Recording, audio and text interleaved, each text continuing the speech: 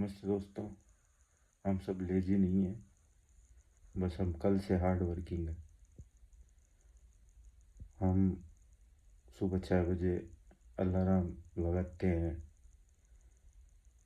फिर उसको बंद कर देते हैं और सोचते हैं कि सपने इम्पोर्टेंट है, काम तो कल भी हो जाएगा।